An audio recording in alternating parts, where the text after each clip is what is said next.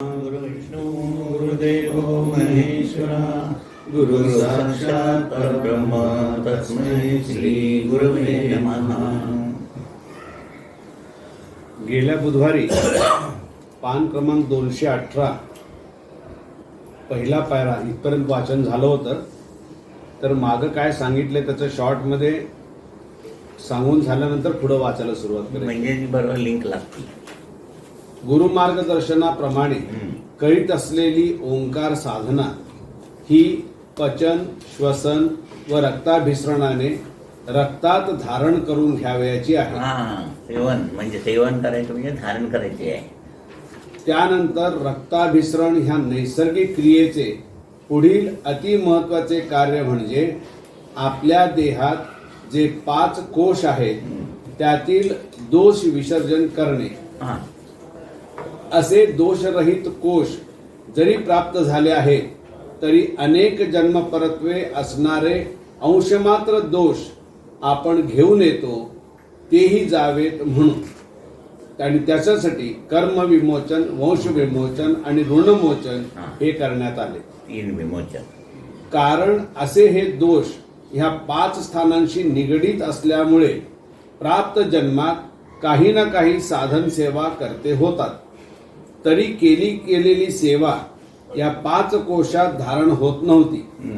ती जर धारण होत असती तर सुख, शांती, समाधानाच्या शोधात या गुरुमार्गाकडे यावे लागले नसते.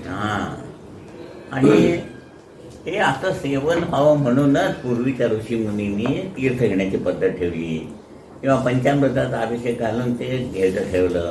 देवळात गेल्यावर आपण तीर्थ घेतो. सत्यनारायणाची पूजा केल्यानंतर ते तांदूळ आहे ते प्रसाद म्हणून द्यायला पाहिजे. ते शिजवून खाल्ले म्हणजे ती कृपा आपल्या रक्तात धारण व्हायची. पण ह्याचं ज्ञानच नाही आपल्याला. नुसतं करायचं आणि पाप एवढं करायचं आणि तीर्थ एवढंच घ्यायचं. म्हणून दादांनी अर्ध्या तासाच्या साधनेमध्ये जास्तीत जास्त शक्ती धारणा होती आणि उच्छ्वासामध्ये जास्तीत जास्त दोष विसर्जन होतात. असं शुद्ध रक्त 5 कोशातनं व्हायला लागल्यावर ते सगळे कोश शुद्ध होतात. त्याच 5 कोशामध्ये 19 माध्यम आहेत आणि ते 19 माध्यम विकसित झालं की कर्म तुम्हाला अनुकूल होतं आणि तुमचं जीवन सुरळीत होतं. हे सिंपल गोष्ट आहे. त्याच्यामध्ये भविष्य विचारण्याचं, मी कुठल्या जन्मात काय केलं ते अमुक करायचं तर हे काही विचार करायची गरजच नाही आहे.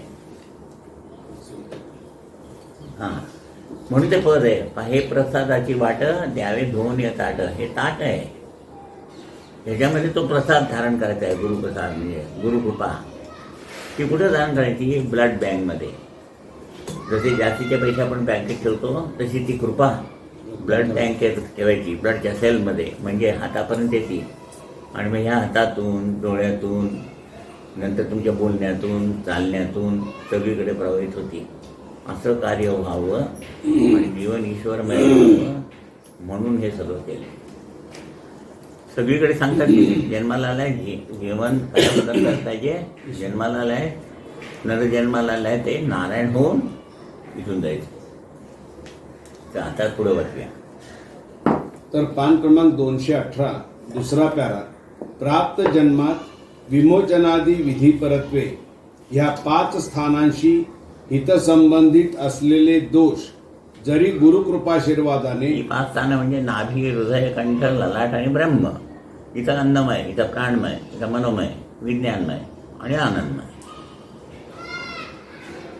या 5 स्थानांशी हितसंबंधित असलेले दोष जरी गुरुकृपाशीर्वादाने निवारण झाले आहेत व वर सांगितल्याप्रमाणे आपण आता ह्या दोषातून मुक्त झाला आहात तरी अंशमात्र दोष हे आचार, विचार, सवयी, परत्वे अस्तित्वात आहेत. जरी सगळे गेले म्हटलं तरी थोडं असतं कुठेतरी. याबद्दलची दक्षता घेणे हे अतिमहत्वाचे कर्तव्य ह्या प्राप्त जीवनामध्ये आपणास करावयाचे आहे. कारण ह्या कोशांशी हितसंबंधित असलेल्या दोषांचे जरी विमोचन झाले आहे तरी सूक्ष्म रूपाने असलेले ह्या दोषांचे वास्तव्य आपण भक्तांना आपल्या नित्याच्या साधनेतून शुद्ध करावयाचे आहे. आता 10 वर्ष साधना केल्यानंतर आपला पहिला स्वभाव काय होता, पहिले काय जीवन होतं, त्याच्यामध्ये काय बदल झाला, ते जर तसंच असेल तर साधना धारणा झाली नाही. म्हणून समज घे, धारणा झाल्यावरती तुमच्यात काय गुण यायला पाहिजे? दया, क्षमा, शांती. तेथे देवाची वस्ती. किती दयाळू झालो आपण, किती वेळ क्षमा करायला लागलो, किंवा किती सहनशीलता आली. हे बोललं गेलं आहे. म्हणून दादानी गोष्ट सांगितली होती, दया म्हणजे किती दया, त्याला काही पार नाही. क्षमा म्हणजे किती, किंवा शांतता म्हणजे किती. तर मच्छिंद्रनाथ दीक्षेला जायचे, नाथ होते ते, आणि केवढी ताकद होती माहिती, नुसतं असं पाऊल टाकलं तर धरणी सुद्धा कापायची, म्हणजे एवढं सामर्थ्य होतं. अलग निरंजन म्हणून भिक्षा मागायला जायचे. ते एका बाईच्याकडे गेले. ती बाई त्याला उदास दिसली, म्हणून त्याला विचारलं, काय माहीत म्हणजे तुला काय समस्या आहे काय? तर ती म्हणली, मुलं होत नाहीत मला. ठीक आहे म्हणते, लगेच आपल्या झोळीमधनं कागदात तिला उदी दिली, आणि ती घे म्हणाले, तुला पुत्ररत्न होईल, एवढं सांगून ते गेले.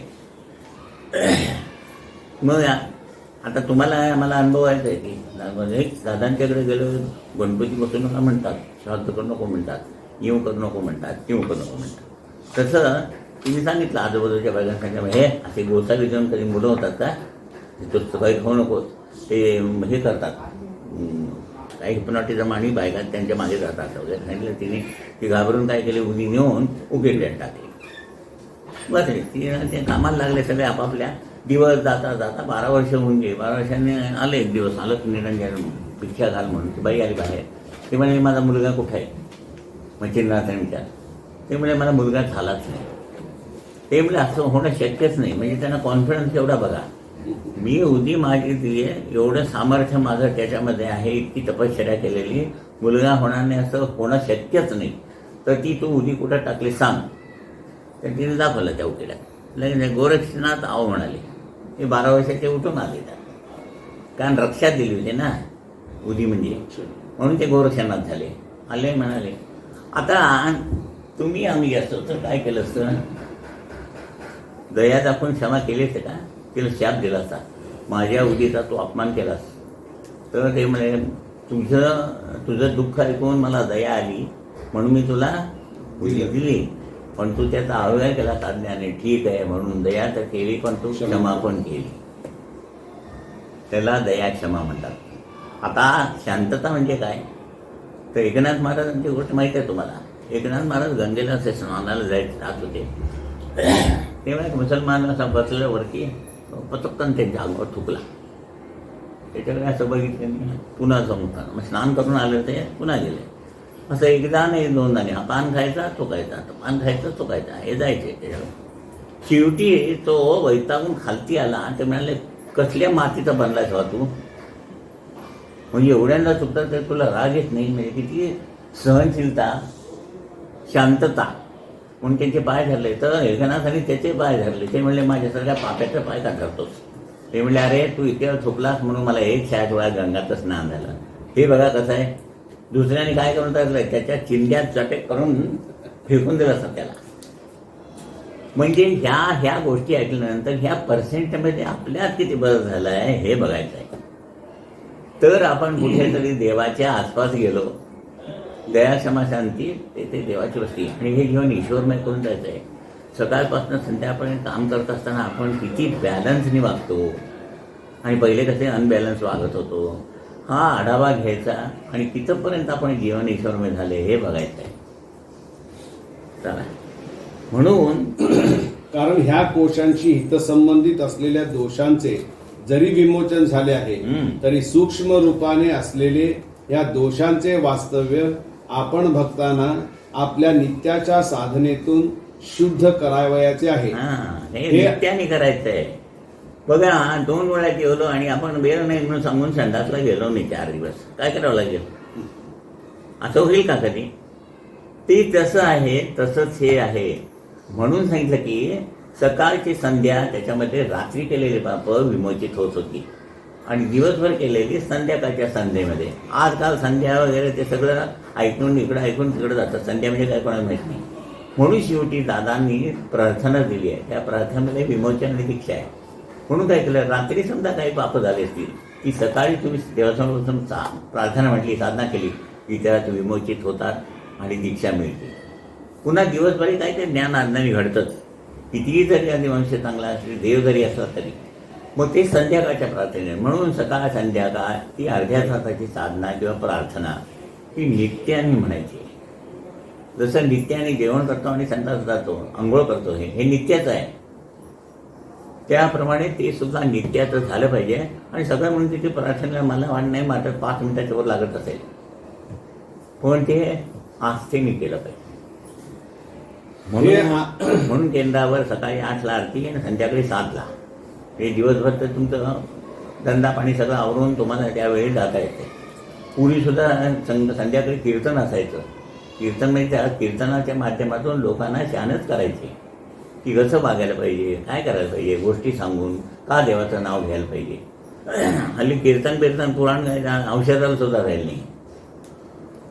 हे आचार विचार परत्वे जर आपण लक्षात घेतले नाही तर करीत असलेल्या नित्य साधने परत्वे हे अंशमात्र असणारे दोष इतके प्रखर होतील की एक दिवस गुरुमार्ग हा धादांत खोटा आहे असे विचार मार्गामध्ये 25 वर्षे राहूनही तुम्ही इतरांसमोर प्रकट कराल. काम झालं की दादा आहे, नाही झालं की नाही. असं काय आम्ही बरं सगळं केलं, आम्ही गुरुपूजन केलं आणि असं कसं झालं म्हणजे काय. पण पूर्वी केलं कुठं केलं. असं असतं तर आज लाखो लोक येऊन गेले. ते काय वेडे म्हणून येऊन गेले का असं म्हणावं लागतं. कारण दीक्षेपरत्वे कारण दीक्षेपरत्वे सूचित केलेली ओंकार साधना काय का ही सर्वात श्रेष्ठ अशी साधना. याच्यापेक्षा श्रेष्ठ काही नाही. इतकं लहानात लहान आणि मॅक्झिमम त्याचं फळ. या साधनेचा संबंध ध्वनी लहरी प्रकाश. पहिल्यांदा ध्वनी लहरी प्रकाश अशा क्रियेतून साधकाला धारण करावयाचं आहे. हे धारण करायची. इतके दिवस आपल्याला हे धारण करायचं समजलंच नव्हतं. नुसतं करत जायचं आणि ते संचित करायचं देहाच्या भोवती. धारण केल्यानंतर ह्या तुमच्या ब्लडमध्ये असतं आणि ते लगेच तिथून प्रवाहित होईल. हाताला कोणा स्पर्श उदी दिली की त्या उदीच्या माध्यमातून ती शक्ती ते माध्यम पुढे जाणार. दोरा तुम्ही हातात धरला की तुम्हाला जी शक्ती प्राप्त झाली ती त्याच्यापर्यंत पेशीतून इथंपर्यंत येणार. त्या दोऱ्यातून तुम्हाला बांधली की ती शक्ती त्याच्याकडे जाणार. संवेदना देताना त्या व्हायब्रेशन जाणार. म्हणजे ह्या रक्ताचे जे वलय व्हायब्रेशन निघतात त्याच्यातून ती गुरुशक्ती प्रवाहित जाते. तेव्हा दादा सांगितलं तुम्ही बाजारात सहज एक फेरी मारून आलात तरी ज्याच्याकडे बघाल, ज्याला स्पर्श कराल, ज्याच्याशी बोलाल आणि पावलं टाकत असताना पृथ्वीमध्ये अशा तऱ्हेने ती शक्ती प्रवाहित होऊन तुमच्या हातून योजलेले, आमच्या हातून त्यांनी योजलेले महत् कार्य असे प्रत्येकाकडून घडणार आणि विश्वशांती होणार. बरोबर आहे. यासाठी ओंकार व गुरुनामस्मरण हे संथा पद्धतीने म्हणजेच उदात्त अनुदात्त व स्वरित आणि सूर ताल व लय आदींनी सुसंबंध असाव्यास पाहिजे. कारण का फ्लॅट जर म्हटलं तुम्ही फ्लॅट म्हटलं तर पुढे जात नाही. साप सुद्धा पुढे जाताना असा जातो. म्हणून उच्चार मध्य आणि लय म्हणजे ध्वनी लहरी प्रकाश गेला. पुन्हा उश्वास घेतला की त्याच ह्याच्याने परत आला आणि ऑक्सिजन बरोबर येऊन नाकातून श्वासात गेला. श्वासातून गेला की पचन झालं आणि रक्ताभिसरणाने संबंध शरीरभर झाला.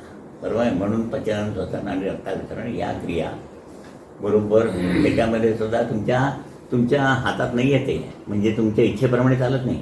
श्वास बंद करायचं म्हटलं बंद होतो का नाही होत. रक्ताभिसरण थांबू शकता, पचन थांबू शकता नाही. त्या ज्या अनैच्छिक क्रिया त्याच्यावर सुद्धा नियंत्रण या साधनेमुळे येतं आणि ते व्यवस्थित व्हायला लागतात. आणि त्या व्यवस्थित व्हायला लागल्या की तब्येत चांगली राहायला लागते. म्हणजे सगळं ओंकार साधनेतून सगळी पॉझिटिव्ह बाजू आपल्याकडे येते. म्हणून असं हे फ्लॅट म्हणायचं नाही. फ्लॅट म्हटलं की लहरी निर्माण होत नाहीत. म्हणून संथायाचा अर्थ संथ आणि उदात्त अनुदात्त स्वरूप म्हणजे भीमरूपी महारुद्रा वज्र हनुमान मारुती खालीवर भीमरूपी महारुद्रा वज्र हनुमान मारुती हे फ्लॅट झालं.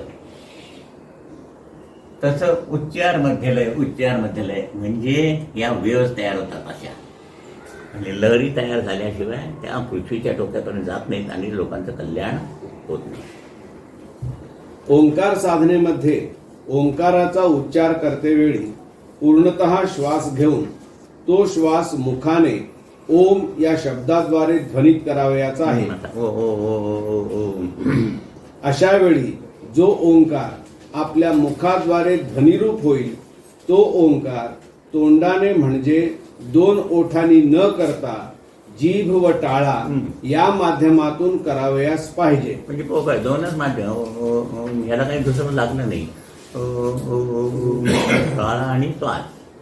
अशा ओंकाराचा प्रारंभ मुखातून होत असता घेतलेला श्वास हा जास्तीत जास्त मंद गतीने सोडून ओम हा शब्द मध्य अवस्थेत नेऊन हळूहळू त्याचा लय करावयास पाहिजे. हा, आता श्वासावर नियंत्रण ठेवून हळू का करायचं आहे?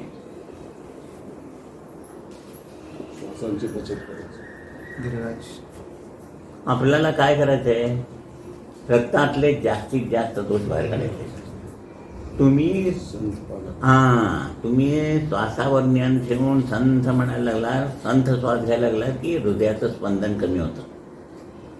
पंपिंग जेवढं कमी होईल तेवढं रक्त हळू व्हायला लागतं. जेवढं रक्त हळू व्हायला लागेल तेवढे जास्तीत जास्त दोष त्यातले काढून फेकले जातात.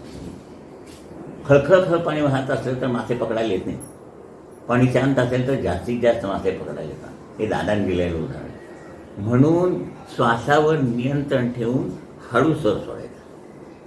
म्हणजे जास्तीत जास्त म्हणजे जे काम 30 दिवसात होणार आहे ते काम 10 दिवसात व्हायला पाहिजे. म्हणजे 20 दिवस आपल्याला बचत होईल आयुष्यातली, ती इतरांच्या कल्याणासाठी वापरता येईल. बरोबर आहे. म्हणून लक्ष देऊन अर्ध्या तासाची साधना व्यवस्थित करायची, ती शक्तीची धारणा करायची आणि इतरांच्या कल्याणासाठी मग तुम्ही वापरायची. अशा पद्धतीने ओंकार साधना करीत असता तुमच्या आसमंतात ह्या ओंकार ध्वनीतून लहरी निर्माण होतात व पुनश्च तुम्ही जेव्हा ओंकार करण्यासाठी श्वास घेता अशा वेळी प्रथमतः ध्वनीत केलेला ओंकार व त्यापासून निर्माण झालेल्या लहरी ह्या शुद्ध हवेतून तुमच्या श्वसन क्रियेद्वारा शरीरात धारण होऊन फुफ्फुसाकडे जातात. फुफ्फुसात अशा असंख्य पेशी आहेत की ज्यांची शुद्ध हवा धारण करणे व शरीरातील अशुद्ध हवा बाहेर फेकणे ही क्रिया अव्याहत चालू असते. आता इथं अशुद्ध नुसती हवा फेकली जात नाही तर काय होतं साधनेमध्ये ऋणानुबंधातले दोष आणि इतर म्हणजे निसर्गता तुम्ही रोज श्वास करता तेव्हा फक्त कार्बन डायऑक्साईड बाहेर जातो आणि गुरूंनी सिद्ध करून दिलेल्या साधनेतून ऋणानुबंधातले दोषही जातात. हे ॲडव्हान्टेज आहे. हा फरक कळला. साध्या ह्याच्यातून नुसता कार्बन डायऑक्साईड आणि ह्याच्यातून हे जातं. असे सगळे दोष गेल्यानंतर जेव्हा रक्त 100% शुद्ध होतं तेव्हा 5 कोश एक होतात, एकच रक्त येतात. अशी अवस्था झाली म्हणजे 19 माध्यमं विकसित होतात. म्हणजे जीवन ईश्वरमय. किती सोपं आहे. बाहेर काय ते अवघड मग काय म्हणजे त्यांनाच कळलेलं नसते. आधी लगेच काय ते सिद्धी प्राप्त झाली, बुद्धी काढली की लगेच ईश्वर प्राप्त झाल्यानंतर ते दादा म्हणजे हे अतिशय शूद्र आहे. असं केल्यावर बुद्धी कशाला यायला पाहिजे? सरळ बुद्धी मिळत असताना. म्हणजे हे बाहेर काही माहिती नाही आणि त्याला आपण फसतो आणि नंतर मग पस्तावतो. आपण जेव्हा ओंकार करता त्यावेळी निर्माण केलेल्या ओंकार लहरी ह्या शक्ती स्वरूपाने श्वासद्वारा फुफ्फुसात जाऊन तेथे असलेल्या शुद्ध हवेला धारण करणाऱ्या पेशीद्वारा रक्ताशी एकरूप होतात व रक्तात धारण झालेल्या कर्मपरत्वे असणाऱ्या दोषांचे निर्मूलन करतात. रक्ताभिसरणद्वारा ते रक्त जेव्हा देहातील 5 कोशांच्या ठिकाणी म्हणजे नाभिस्थान, हृदयस्थान, कंठस्थान, ललाटस्थान व ब्रह्मरंध्र या ठिकाणी जाते तेव्हा केला गेलेला ओंकार हा या कोशांमध्ये शक्ती स्वरूपाने धारण होतो. अशी ही साधना माध्यमिक अवस्थेतून नित्याने करीत असता जो ओंकार आपण वाणीने ध्वनित केला त्याच्या लहरीनी ह्या 5 स्थानांची शुद्धता करण्याचे कार्य पूर्णत्वाने केल्यावर त्याच लहरी अनाहत तऱ्हेने शरीरातील ह्या 5 स्थानात ध्वनी रूपाने पुनश्च ओंकार हा ध्वनी करतात. म्हणून नेहमी सांगतो की आपली आंतरिक अवस्था आहे ती बदलायची आहे. आंतरिक अवस्था शुद्ध करायची आहे, म्हणजेच रक्त सगळं शुद्ध करायचे आणि ते प्रकाश रूपी झाल्यानंतर त्या संबंध रक्तामध्ये जो प्रकाश त्याला स्वयंप्रकाश स्वरूप तुझे म्हणाले. त्या प्रकाशामध्ये तू मी कोण, कुठून आलो, मला कुठे जायचं याचं ज्ञान व्हायला तिथपर्यंत आपल्याला जायचं आहे. अशा वेळी या धारण झालेल्या ओंकारातील लहरी जेव्हा 5 स्थानातून प्रकट होतात तेव्हा या लहरींचा ध्वनी न होता त्या लहरींचे रूपांतर प्रकाशात होते. ही अवस्था प्राप्त होणे हे अंतिम साध्य ओंकार साधनेत सामावलेले आहे, म्हणजे ज्ञानमय अवस्था. अशा नित्याने केलेल्या ओंकाराचे रूपांतर जेव्हा साधकाच्या साधक सिद्ध साध्य अवस्थेत प्रकाशमान होते तेव्हा साधकाचे काया वाचा मन हे पूर्णतः शक्तिमान होऊन त्याला प्राप्त झालेले जीवन हे सहज लीलया तो इष्ट कर्तव्यार्थ कार्यान्वित करून इतरांच्याही कल्याणासाठी काही कर्तव्य करण्याचे उद्दिष्ट जीवनाची सार्थकता म्हणून उपयोगात आणतो. पहिल्यांदा आलो साधक तेव्हा इनिशियल स्टेज होती. सिद्ध म्हणजे काय, सगळं साधक अवस्थेमध्ये सांगितलेली साधना नीट केल्यानंतर ही 19 माध्यमं जेव्हा सगळी विकसित झाली, रक्त सगळं शुद्ध होऊन ती सिद्ध. एक माध्यम सिद्ध म्हणजे सिद्ध नव्हे, वाचा सिद्धी झाली म्हणजे ती सिद्धी, आणि सिद्ध म्हणजे 19 माध्यमांची ती विकसित झाली. असं झाल्यानंतर साध्य म्हणजे काय की इतरांच्या कल्याणासाठी आपण काही करू शकतो. शब्दातून जा तुझं कल्याण होईल, समजते ना. पहिल्यांदा आलो, नंतर हे सगळी साधनेने सिद्धता प्राप्त झाली. आता इतरांच्या कल्याणासाठी म्हणून इथे लिहिलं आहे. सहज लिहिल्या तो इष्ट आपलं जीवन तर चांगलं करतोच, पण इतरांच्या कल्याणासाठी काही कर्तव्य करण्याचे उद्दिष्ट जीवनाची सार्थकता म्हणून होतं. आज आपण प्रसाद काम करायला बसतो आणि सगळं करतो, ते होतं कशाने, ते ह्या साध्यावरती. कळलं की नाही, साधक सिद्ध आणि साध्य. अशा या नित्याच्या ओंकार साधनेत आपण भक्तांना न्यास करण्यास सूचित केलेले आहे.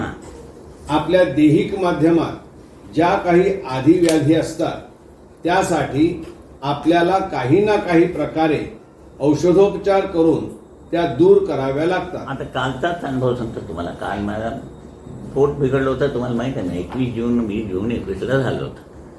मग डॉक्टरने चेक केलं मला. मग डॉक्टर म्हणले ते चक्रटीकडे एकदा दाखवून या. एक चांगला डॉक्टर आहे, स्पेशलिस्ट, स्टमक स्पेशालिस्ट. मग गेलो त्यांच्याकडे, दाखवलं, सगळं तपासलं त्यांनी. एकदा इकडं बघ म्हटलं काय गोळ्या लिहून गेल्या नाहीत मला माहिती. काय गोळ्या जरूर नाही मिळाले. या वयामध्ये इतकं नॉर्मल मी आत्ताच पहिल्यांदा बघितलं. तुम्हाला माझा रिपोर्ट दाखवतो, एकही एवढे लिहून दिले नाही. माझे वडील 70 वर्षाचे आहेत, पण मला त्यांना इतके प्रॉब्लेम आहेत आणि इतके औषध आहेत.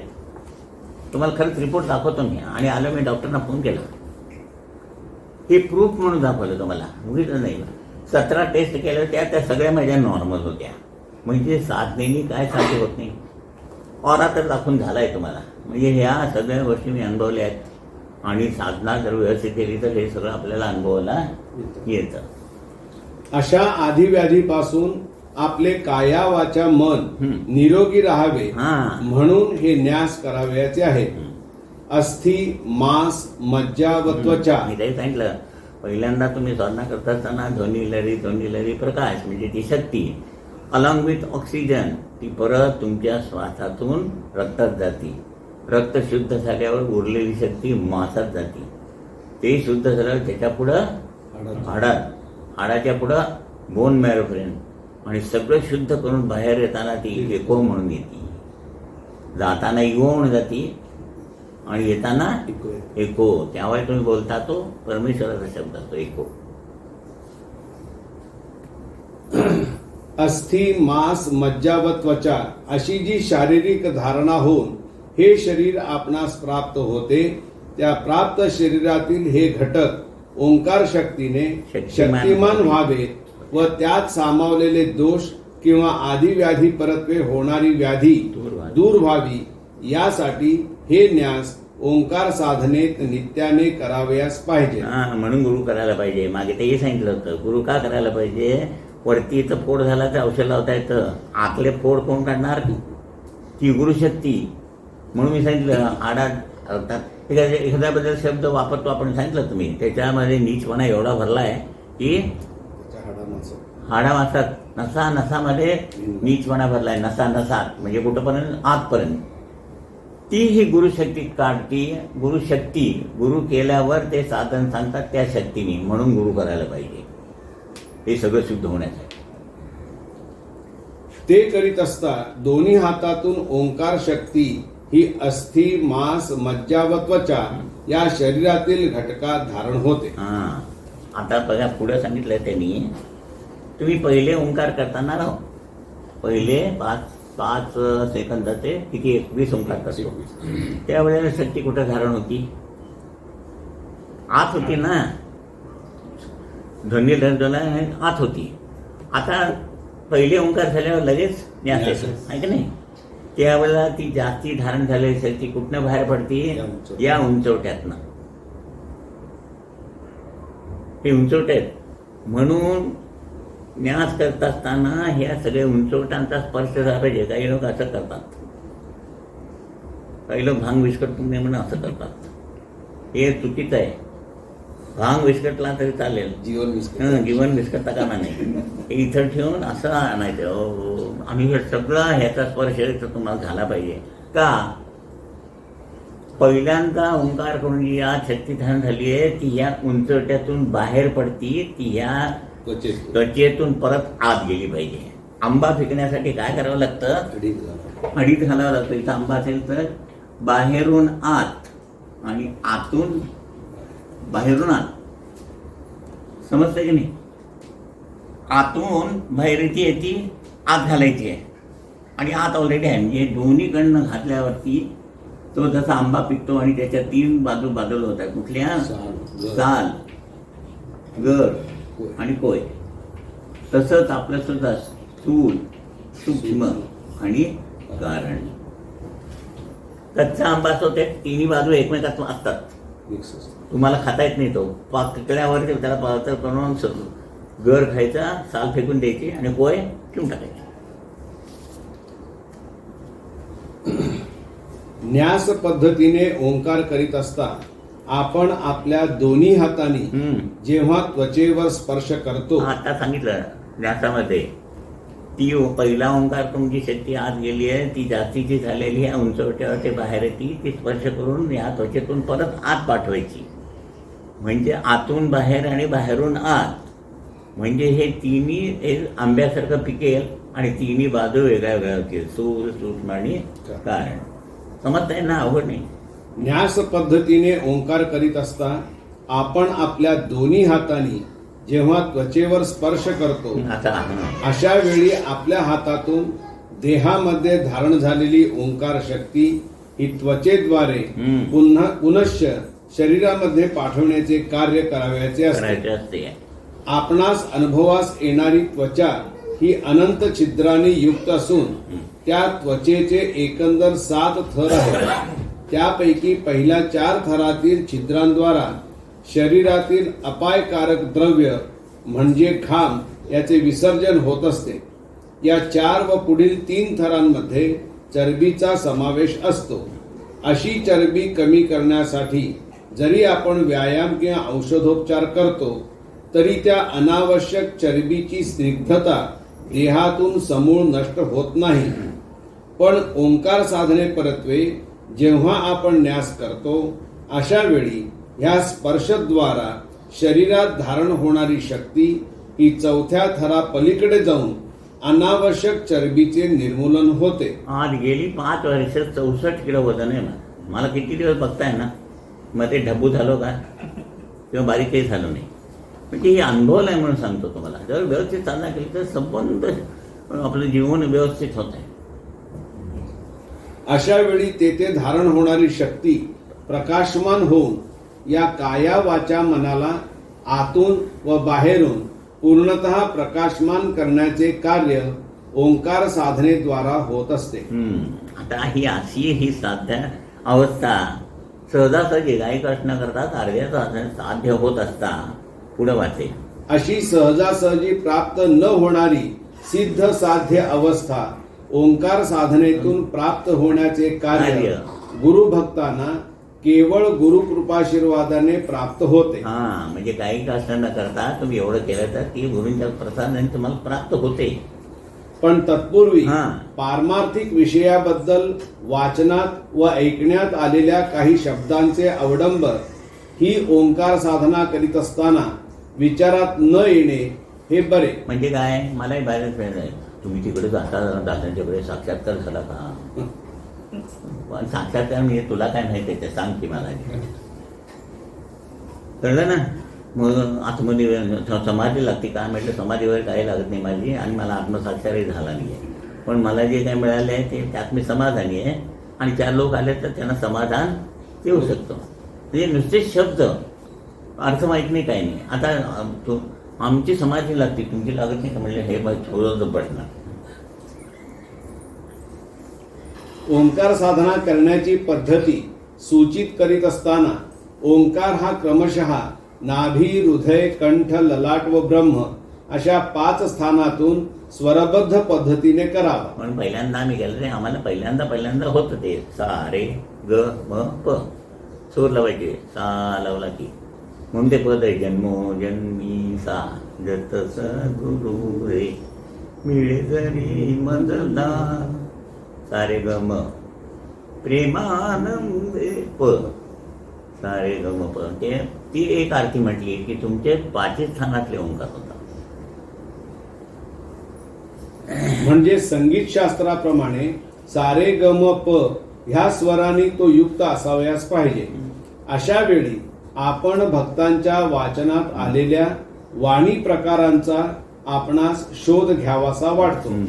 तथापि परा, पश्यंती, मध्यमा व वैखरी अशांपैकी कोणत्या वाणीची मला प्राप्ती झाली आहे याचा शोध भक्त भाविकांनी घेण्याचा प्रयत्न न करता ही वैखरी आहे. म्हणजे काय, आला चहा प्या आणि जावा. त्याच्यापेक्षा ही परावाणी इथं आहे, नाभी, पश्यंती, मध्यमा ही वैखरी. आता दादानं वगैरे आज्ञावती म्हणजे ती परावाणी आहे. तिथपर्यंत आपण जायचंय, हळूहळू जाणार. पण आता ह्या वाणीतली कुठली वाणी मिळाली ह्या शोध घेत तर मरून जातो वरती. म्हणून दादा म्हणजे ह्या 4 वाणी एकत्र करून तुम्हाला गुरुवाणी दिली. म्हणून त्या पदामध्ये गुरु महाराज वाणी मदत या अखंड भजन करू. तथापि परा, पश्यंती, मध्यमा, वैखरी अशांपैकी कोणत्या वाणीची मला प्राप्ती झाली आहे याचा शोध भक्त भाविकांनी घेण्याचा प्रयत्न न करता गुरुकृपाशीर्वादाने मला गुरुवाणी प्राप्त झाली आहे व प्राप्त झालेल्या वाणीद्वारा मला जगताच्या हितसंबंधाचे काही कार्य करण्याचे कर्तव्य करावयाचे आहे ह्या विचाराशी एकनिष्ठ राहावे. आलेल्याला तू काळजी करू नकोस, तुझं बरं होईल एवढं सांगायचंय बस. त्याला एकदम आधार मिळतो. आणि तुम्ही निराकरण सांगितलं, आज किती अनुभवला येतं आपल्याला, फोनवर निराकरण सांगितलं तरी हे गुरुंनी सांगितल्यावर पहिला आपण भरोसा ठेवायचा आणि चांगलं काम करायचं. त्याच्याकडून मोठेपणाचं एक्सपेक्टेशन करायचं नाही. दादा तेच म्हणाले, लगेच कॉलर ताट करायची नाही, असंच पाहिजे. आता कितीतरी मेसेज येतात त्या तेव्हा असं समजायचं आहे की आपलं काम बरोबर चाललंय. आपण सांगतोय ते त्यांना कळून ते मार्गाला लागलेत ना, एवढंच पण बसायचं. लगेच कॉलर टाईट करून झालं की लगेच परत दुसरीचा कॉलर खाली होते. गुरुवाणीचा लाभ झाला आहे म्हटल्यावर ह्या वाणीद्वाराच आपण भक्तांना इतरांच्या सुखदुःखाबद्दलचा विचार करून जी गुरुवाणी शब्दरूपाने आपल्याला प्राप्त झाली आहे त्या शब्दशास्त्राने पीडितांना अभयदान देऊन त्याच शब्दाच्या अस्त्रातून इतरांच्या जीवनातील दोष परत्वे निर्माण झालेले दुःख दूर करावयाचे आहे. एवढंच करायचंय तुम्हाला आत्मावर बसून, काही नाही. पण तुम्ही कॉन्फिडन्स पाहिजे. मी सांगितलं असं बरं वाटायलाच पाहिजे असं म्हणायचं. अशी ही गुरुशक्तीने प्रभावित झालेली वाणी वाणी जेव्हा आपणास प्राप्त झालेली आहे तेव्हा नित्याच्या जीवनात कोणत्याही कारण परत्वे एखादा शब्द अपशब्द उच्चारित असताना तो कुणाही व्यक्तीला शाप म्हणून दिला जाऊ नये, तर तो शब्द हा वरदान होईल अशाच रीतीने त्याचा उच्चार करावा. ओंकार साधने परत्वे व कारण दीक्षे परत्वे पूर्णत्वास गेलेल्या काया वाचा मनाच्या कार्याला जो गुरुवाणीचा लाभ झाला आहे, ती वाणी आकाशवाणीप्रमाणे जर मानवी जीवनात मानवतावादाच्या कल्याणार्थ आपण भक्त उपयोगात आणाल, तर भवितव्यात पीडितांना आपल्या वाणीद्वारा दिलेले अभयदान हे आपणास प्राप्त झालेल्या गुरुकृपेचा प्रसाद आहे असे अनुभवास येईल. समजतंय ना? सोपं आहे. वाणी संबंधी पोषक व महत्वाचा असा स्पष्ट खुलासा आपण भक्तास केला आहे. म्हणून ते पद आहे की जपत पसाधन काही न लगे नामाची अर्थसंहरण. जप तप करायला जायला नको जंगलात जाऊन. गुरुने सांगितलेले तुम्ही जप केला आणि साधना केली की तुम्हाला वाणीची सिद्धता गुरुवाणी प्राप्त होते. त्याचप्रमाणे करीत असलेल्या नित्याच्या साधनेतून काय प्राप्त व्हावे, तर प्रथमतः मुक्ती संबंधीचे तत्वज्ञान आपल्या समोर येऊन शास्त्रात सांगितल्याप्रमाणे आपणास कोणत्या मुक्तीचा लाभ होणार आहे ह्या विचारांचा खेळ आपल्या साधना मार्गात सुरू होतो. आता शिकून डॉक्टर झाल्यानंतर मी घरी बसणार आहे म्हटल्यापैकी आहे. असं आहे का? शिकून डॉक्टर झाल्यावर काय करायला पाहिजे? त्या लोकांना पेशंटना बरं केलं पाहिजे म्हणून तुम्हाला डॉक्टर केलं आहे.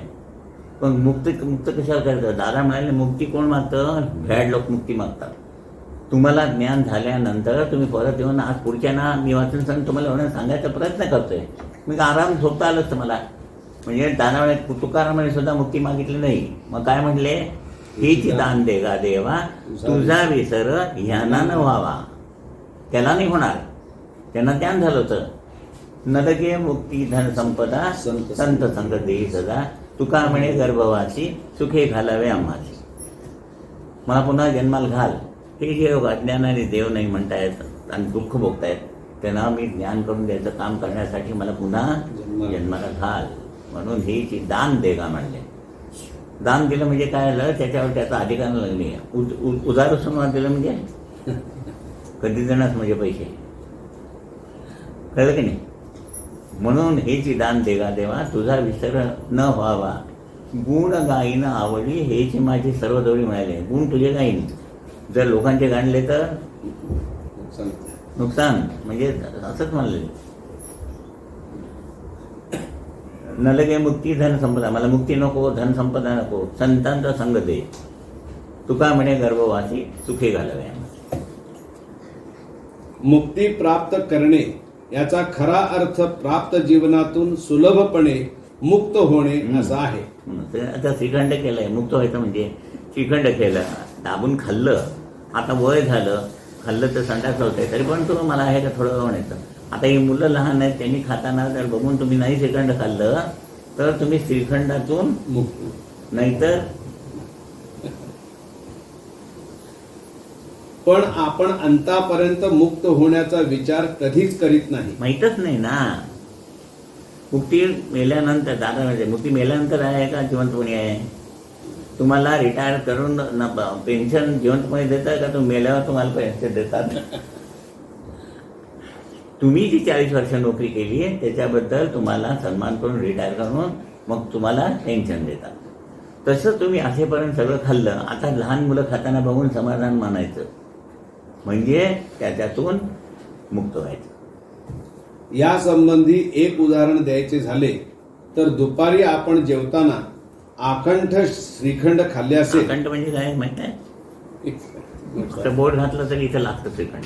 इतकं खायचं आकंठ. ब्रिजवरनं पुण्याला जाऊन भटजी येतो तो म्हणे तिकडचा भटजी आला म्हणे, त्याने विचारलं ना तू काय केलं होतं श्राद्धा केलं होतं, तर तो म्हणाला श्रीखंड दाखवून दे. तुझ्याकडे काय करतं म्हणजे यांनी लाडू काढून दाखवला. म्हणजे इथंपर्यंत खाल्लेलं होतं. ते श्राद्धाला गेलं की काय माहिती तुमच्या ते मरून गेलं त्यांना काय आवडत होतं, श्रीखंडाचे नाही श्रीखंड आवडत होतं, म्हणून मला श्रीखंड करून हा खातो. तर दुपारी आपण जेवताना आखंड श्रीखंड खाल्ले असेल व संध्याकाळी जेवताना पुन्हा शिल्लक आहे का म्हणून म्हणजे जर विचारणा केली तर ती मुक्तावस्था नव्हे. मुक्तावस्था प्राप्त करणे म्हणजे प्राप्त झालेल्या ऐहिक सुखशांतीबद्दल समाधान वाटून स्वेच्छेने निरीच्छ होण्याची धारणा काया वाचा मनाचे ठिकाणी निर्माण होणे. म्हणजे एखाद्या घरात बांधली नव्हती बाई, मग तिला डिंकाचे लाडू केले होते. तर म्हातारा बसलं तर म्हणे अहो मला पण डिंकाचा लाडू कुटून द्या. कुठून हा खाणार. म्हणजे ते दादा म्हणायचे हा तू काय बांधशील झालास का, तुझे काय कंबड दुखती आहे. ती खाते ते बघून तू समाधानी राहा ना. 80 वर्ष झाली आता, अजून कुठून जर लाडू खाणार तर लाडवातून मुक्त नाही. म्हणजे कळलं ना, मुक्त म्हणजे मुक्ती देव देत नाही. प्रत्येक आतून आपण निवृत्त होणे, मुक्ती आपणच मिळवायची आपली. ही क्रिया अट्टाहासाने न करून घेता ती जर सहज लीलया प्राप्त झाली तरच आपण मुक्ती या शब्दाच्या अलीकडे पलीकडे जावे. सहज लिहिला म्हणजे समाधानाने खावा चालला बघतो. जे खाल्लं की त्यांना उलट्या चालू होतात. असं समाधानाने आतला आपण खायला तर बाजूला व्हायचं.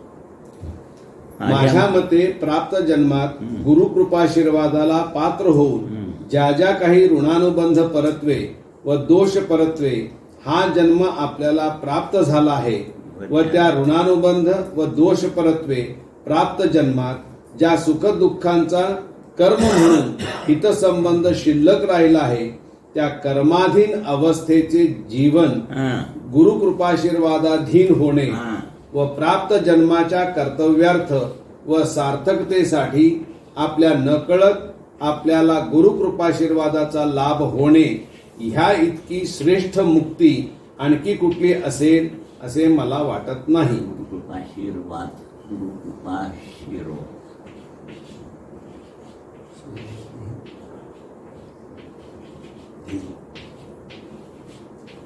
इथं पण धीन आहे, पण हे कर्माच्या अधीन आहे. इथं गुरुकृपाच्या अधीन होणे म्हणजे त्या कर्मपत्र जीवनातून आपण मुक्त झालो आणि धर्मपत्र आपल्याला प्राप्त झालं. हेच खूप आहे. हीच सर्वात श्रेष्ठ मुक्ती आहे असं म्हणायचं आहे त्यांना. परत वाचते. माझ्या मते प्राप्त जन्मात गुरुकृपाशीर्वादाला पात्र होऊन ज्या ज्या काही ऋणानुबंध परत्वे व दोष परत्वे हा जन्म आपल्याला प्राप्त झाला आहे व त्या ऋणानुबंध व दोष परत्वे प्राप्त जन्मात ज्या सुखदुःखांचा कर्म म्हणून हितसंबंध शिल्लक राहिला आहे त्या कर्माधीन अवस्थेचे जीवन गुरुकृपाशीर्वादाधीन होणे व प्राप्त जन्माच्या कर्तव्यार्थ व सार्थकतेसाठी आपल्या नकळत आपल्याला गुरुकृपाशीर्वादाचा लाभ होणे ह्या इतकी श्रेष्ठ मुक्ती आणखी कुठली असेल असे मला वाटत नाही. आपण भक्तांना यापूर्वी ओंकार साधना ही 5 स्थानातून म्हणजे नाभी, हृदय, कंठ, ललाट व ब्रह्म यातून 5 प्रकारांनी करण्यास सूचित केली. ती बरेच दिवस आम्ही केली आहे. ओम ओम ओम ओम ओम 5 स्थानातून 5 वेळा. मग ती सिद्धता झाल्यावर बंद काढून ते हे दोन्ही कोश इथं एकरूप केले. हे दोन्ही कोश कंठाच्या ठिकाणी, मग कंठातून करायचे. ब्रिज बांधून झाल्यानंतर कसा बांधला ते सगळं सांगत बसत नाही. किंवा गुलाबाचा आकार लावत असताना गुलाबाचं झाड ह्याला काटा बोचायचा मग मातीत घातलाय हे सगळं सांगून हे अत्तर म्हणून सांगितलं ते एवढं सांगायची गरज नाही. हे गुलाबाचा अत्तर.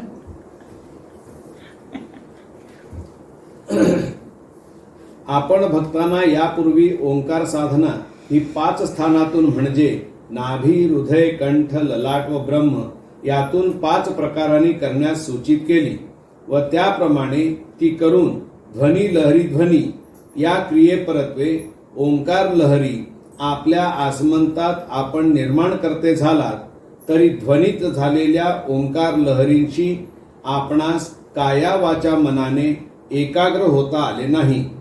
पण नित्याच्या साधन सेवेने या ओंकार लहरींना धारण करण्याचे कार्य जेव्हा आपल्या देहिक माध्यमाला सुलभपणाने प्राप्त करता आले, त्यानंतर दुसऱ्या अवस्थेत ओंकार करीत असताना जो ओंकार ध्वनी तुमच्या आसमंतात लहरी रूपाने निर्माण झाला, त्या ध्वनीत झालेल्या ओंकाराशी काया वाचा मनाने एकरूप होण्याची क्रिया जेव्हा प्राप्त झाली, तेव्हा नित्याच्या ओंकार साधनेत व नित्याच्या आरतीत तुम्ही सहज एकाग्रता निर्माण करते झालात व त्यामुळे ओंकारातील ध्वनी लहरी ध्वनी या अवस्थेचा लाभ घेते झाला. कुठलीही गोष्ट साहजिक आहे, एकदम ऍडजस्ट होत नाही. त्या पहिल्या दिवशी स्वयंपाकाला लागल्यावर एकदम परफेक्ट स्वयंपाक होतच नाही. करता करता करता जसं हात बसत जातो आणि मग ते हे होतं निश्चित. काय सहज होऊन जातं. पहिल्यांदा लक्ष द्यावं लागतं. तसं तुम्ही आत्या म्हणताना पहिल्यांदा नवीन नवीन असताना होतं, पण आता बसताना एकदम बसलेली धान वाजलं की पहिला टाळ बरोबरच पडतो किंवा पहिला स्वर लागला की ते सवयीने होतं. म्हणजे इट रिक्वायर्स काय रियाज, प्रॅक्टिस. पण पुढे कारण दीक्षेपरत्वे हेच साधन करताना जरी पूर्वीप्रमाणेच तुम्ही ओंकार करीत असलात, तरी ह्या ओंकार साधनेत पुढील प्रगती म्हणजे ध्वनी लहरी प्रकाश या अवस्थेत सामावले गेला. पहिली अवस्था ध्वनी लहरी ध्वनी आणि दुसरी अवस्था ध्वनी लहरी प्रकाश. ध्वनी लहरी ध्वनी, ध्वनी लहरी प्रकाश ही पहिली अवस्था आणि ही दुसरी अवस्था.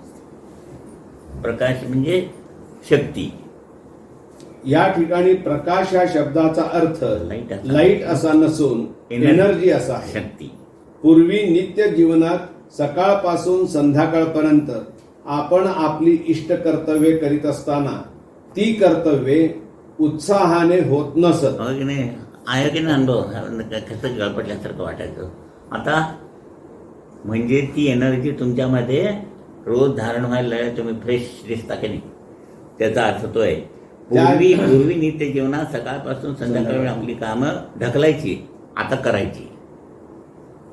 त्याशिवाय जरी गुरु आज्ञेने नित्याची साधना सूचित केली होती, तरी त्या साधनेकडे अधिक आस्थेने आपण पाहते झाला नाही. करायचे सांगितले म्हणून करायची. मी आस्थेने तर पुष्कळ अर्थ सांगितलाय, नाही का रे? आपल्या मुलाच्या जगताना फिरताना हळू प्रेमान येतो, माझा आणि त्याच्यावर प्रेम आहे. दुसऱ्याच्या फिरताना काय रे कसं आहेस, हे बोलण्याचं सुद्धा व्यक्त होतं. तसं पहिल्यांदा करत होतो देवधर्म म्हणून. काय रे कसं आहे देवा, गेलंच तर तू आहेस, नाहीतर गेला. आता तसं होत नाही. आता प्रेमाने मी सकाळी 8:30ला, पण 8:30ला साधनाला बसायचं म्हणजे 5:30पासून वेळ लागायला पाहिजेत. म्हणजे तुमची दादाने सांगितलं खरं काय सांगितलं, अनुष्ठानाला म्हणाले सर्वात मुंबईच्या लोकांना सगळ्यात जास्त लाभ मिळतो. का? संध्याकाळी अनुष्ठान जायचं असेल तर ऑफिसमधून 2:30 वाजता ट्रेन पकडून घरी जाऊन आंघोळ करून जायचं. म्हणजे 2:30 वाजल्यापासून त्याचं कुठं लक्ष असतंय? केंद्राकडे.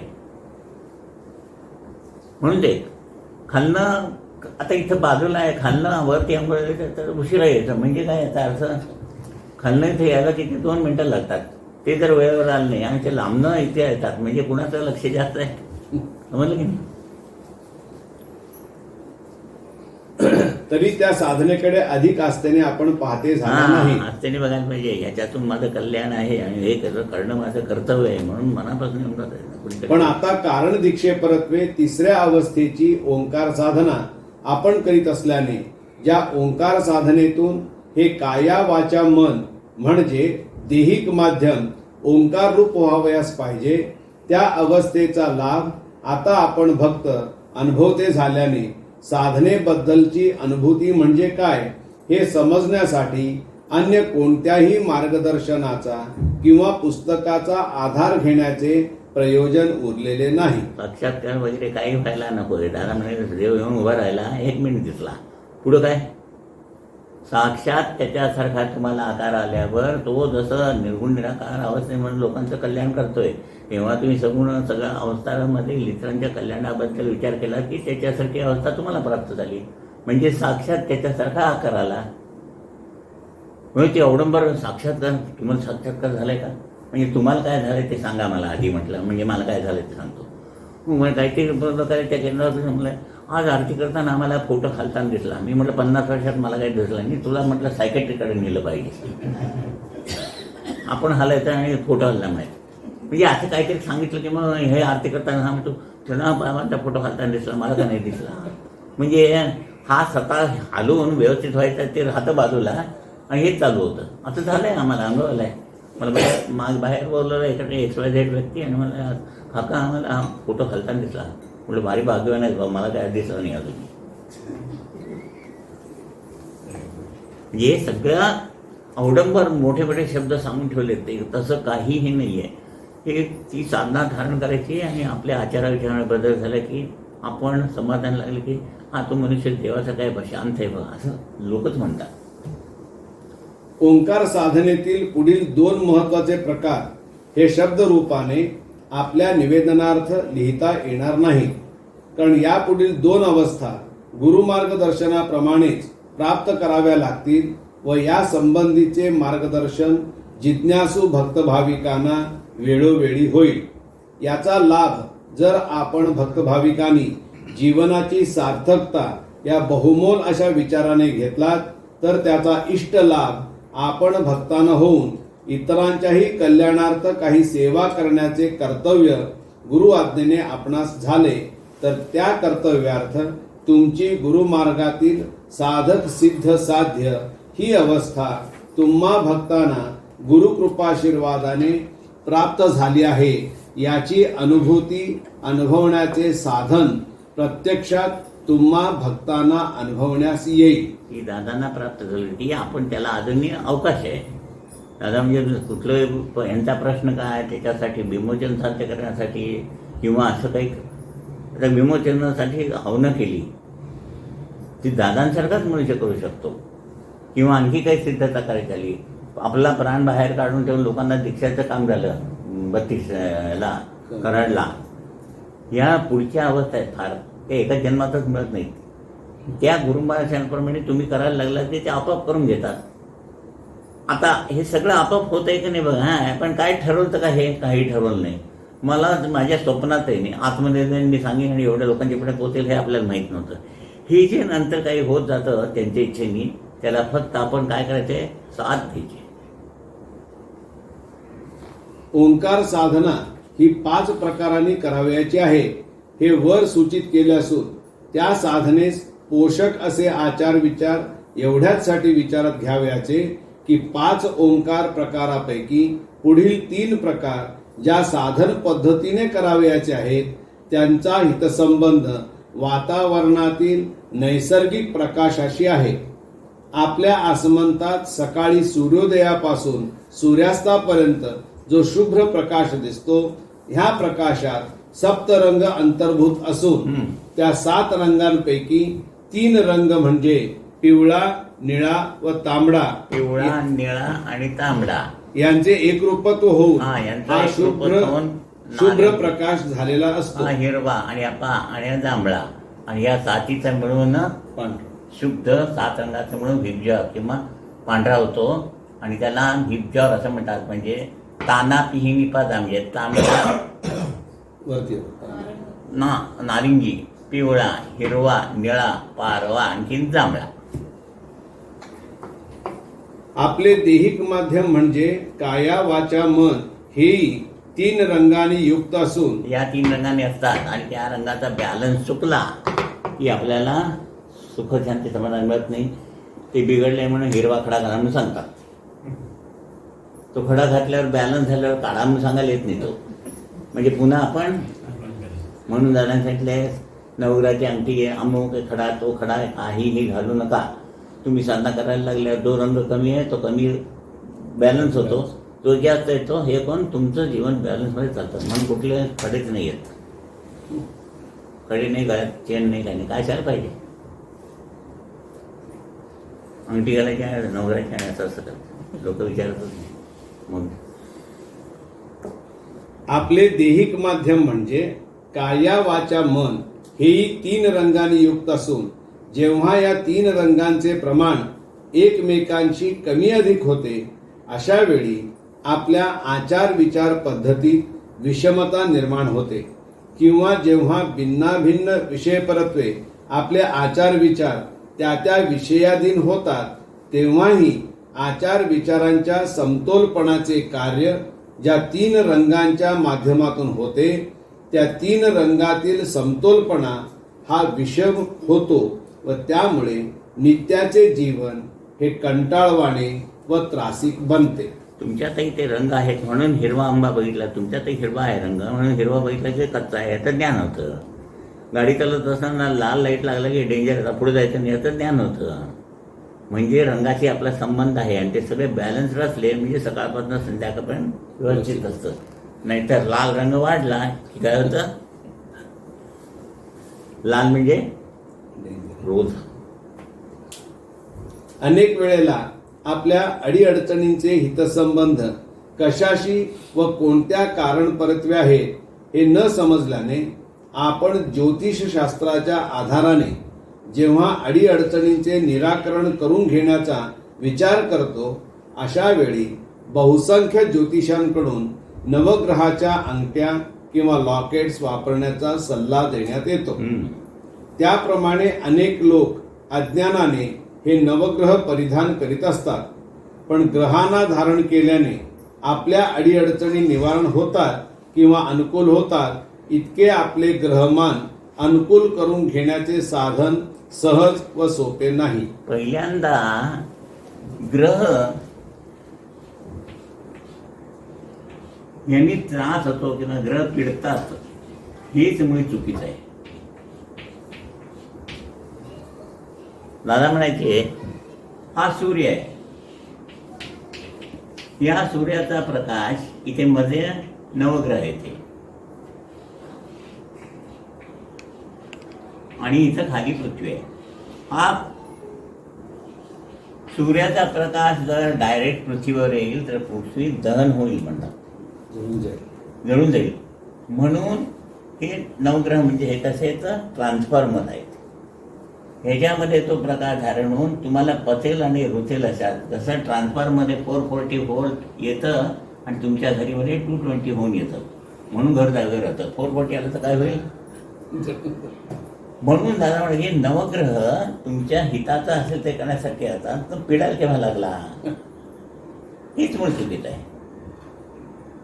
म्हणून त्या अंगठ्या बिंगठ्या काही घालायच्या नाही आहेत, काही घालायच्या नाही. साधने तुमचं सगळं बॅलन्स होतं. ज्योतिषशास्त्राप्रमाणे ज्या ग्रहांची धारणा आपल्याला करावयाची असते याचे मुख्य कारण म्हणजे वर सांगितलेल्या 3 रंगांपैकी जो रंग आपल्यामध्ये कमी अधिक असेल त्याचा समतोलपणा राखण्याचे कार्य या परिधान केलेल्या ग्रहपरत्वे होते हे होय. पण त्याची 100% माहिती तुम्हाला असायला पाहिजे ना आधी. बरं, त्या 100% माहिती असण्याप्रमाणे तुम्ही तो घातला आणि तो बॅलन्स होता ना केव्हा तरी बॅलन्स होण्यासाठी घालतो.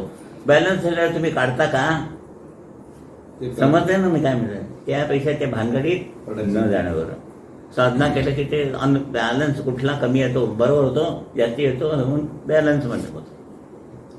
आता आपल्या ठिकाणी ज्या या 3 रंगांची धारण क्रिया देह माध्यमातून होऊन आपले आचार विचार समतोलपणे कार्यान्वित होतात असे हे रंग आपल्या ठिकाणी कमी आहेत किंवा जास्त आहेत किंवा हे 3ही रंग एकमेकाला पोषक नाहीत हे अनुभवास येण्याचे साधन अगदी सोपे आहे. नीट एखादे दादांचं काय म्हणणं आहे, एखादी व्यक्ती तर हे 3 रंग बॅलन्स नाही आहे त्यामुळे याचं कारण काय आहे तर तिच्यामध्ये लाल रंग कमी असेल तर तिला लाल साड्याच नेसावंसं वाटतं. एखाद्याच्यामध्ये काळा असेल तर ती काळी साडी नेसायला लागते म्हणजे त्याच्या रंगाची भरपाई करून घेते असं अनुमान पुढं सांगितलं बघा. ते एखाद्या व्यक्तीस किंवा एखाद्या स्त्रीस अमुक एका रंगाचे वस्त्र परिधान करण्यास अत्यंत प्रेम वाटते पण तोच रंग इतरांना आवडत नाही. एखाद्या स्त्रीस तांबड्या रंगाचे पातळ परिधान करण्यात खूप समाधान वाटते. अशा वेळी या स्त्रीच्या ठिकाणी हा. त्या रंगाचा जो समतोलपणा नसतो नसतो. तो हे वस्त्र परिधान करण्याने समतोल होतो. हा, म्हणून साधण्याच्या वेळेला रंगीत वस्त्र वापरू नका म्हणून सांगितलंय. तुम्ही लाल साडी नेसून बसलात की लाल रंग धारण झाला, पिवळं घातलं की पिवळं झाला, म्हणजे अनबॅलन्स होतं. पांढरी त्याला काय होतंय, त्याला काय होतंय, म्हणजे साधना केली की अजून बरं वाटत नाही, हेच होत आहे. म्हणूनच नेसलेल्या वस्त्राबद्दल प्रेम वाटून ती व्यक्ती आनंदी असते. या उलट ज्यांच्या ठिकाणी या रंगांचा समतोलपणा आहे अशांना भडक, गडद किंवा एका वस्त्रात अनेक रंगांचा समावेश झाला आहे असे वस्त्र आवडत नाही. माईल कलरचेच वापरणार. अशी ही निसर्ग परत्वे देहाची विकसितता किंवा अविकसितता त्या त्या रंगांवर अवलंबून आहे. अशा रंगांचा समतोलपणा निर्माण करण्याचे कार्य ओंकार साधनेतून होत असते. मग तुम्हाला झालं की काही करायची गरजच नाही. मी प्रत्येक वेळी ते सांगतोय, ओंकार साधनेमुळे काय होत नाही, ओंकार साधनेमुळे झाल्यामुळे काय होत नाही, क्वेश्चन मार्क. सगळं काही होतं फुल पॉईंट. रंगाचं बॅलन्स होतं, हे होतं, अमुक होतं, मुलांना लोक लागत नाही, काय लाखो प्रश्न असतील, ते सर्व प्रश्न फुल पॉईंट म्हणजे होणार. यासाठी श्रद्धा आणि सबुरी पाहिजे, थांबायला पाहिजे. ते म्हणजे ध्वनी लहरी प्रकाश हे होय. म्हणजे ही साधना नित्याने केल्यावर तुम्हा भक्तांच्या देहिक माध्यमाचे कार्य निसर्गतः ज्या 3 रंगांवर अवलंबून आहे अशा रंगांना समतोलपणाने कार्य करू देण्याचे कार्य ओंकार साधनेतून होत असल्याने कुणीही भक्त भाविकांनी वेगवेगळ्या ग्रहपरत्वे, अंगठ्या किंवा लॉकेट्स वापरण्याचा मोह ठेवू नये. कोण घालत असतील त्यांनी सगळे काढून ठेवा. आता भक्ताला गुरुकृपाशीर्वाद प्राप्त झाल्यानंतर त्याच्या प्रापंचिक व पारमार्थिक जीवनात स्थित्यंतरे घडून येतात व त्याला विकसित अवस्थेची प्राप्ती होते. ही स्थित्यंतरे भक्ताच्या जीवनात कशी घडून येतात ही एक अभ्यासनाजोगी बाब आहे व त्याचाच तक्ता पुढील पानावर दिला आहे.